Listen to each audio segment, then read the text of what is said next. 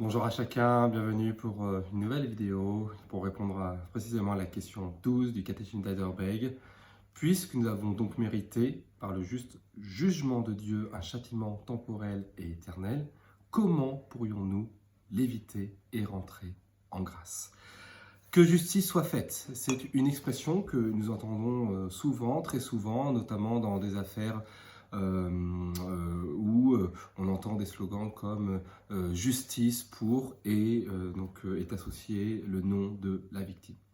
Il est hors de question qu'un délit, qu'un crime ne soit pas sanctionné par les tribunaux et que les coupables ne sont pas condamnés. Sinon, eh bien, c'est proprement injuste, il n'y aura pas de justice et nous sommes tous légitimement scandalisés.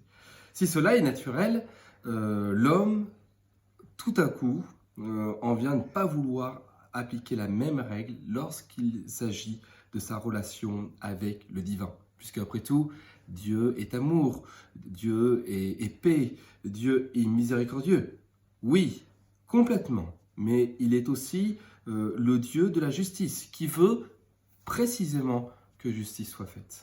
Dans Exode, chapitre 23, au verset 7, la parole de Dieu nous dit bien que Dieu ne tient pas le coupable pour innocent. Et c'est une bonne nouvelle quand on regarde à cette société, à toutes les injustices. Voilà, il y aura bien une justice qui passera. Moins bonne peut-être cette nouvelle quand on regarde l'intérieur de nos cœurs et que l'on constate que l'on est tout aussi corrompu que finalement les autres dont des propres rapidement à condamner. Alors qui doit payer?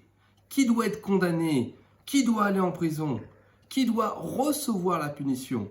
Nous, l'homme? Complètement. C'est logique. Et cette punition nous écrasera, nous entraînerait même vers une mort certaine, selon ce que le Nouveau Testament indique que le salaire du péché, c'est la mort, une mort spirituelle, loin de Dieu, de son amour, de sa miséricorde que nous avons nommé, de sa paix, de ce qu'est Dieu par lui-même. Pourrions-nous, par la mort d'un homme, en sauver d'autres, à la manière d'un héros? Là non plus, la porte nous est fermée, car il n'y en a pas un seul qui fasse le bien. Il faut donc qu'il y en ait un autre, un vrai serviteur de Dieu, vierge de tout péché, selon ce qui est écrit en Ésaïe 53, verset 11. Car après avoir tant souffert, ce serviteur verra la lumière et il sera comblé.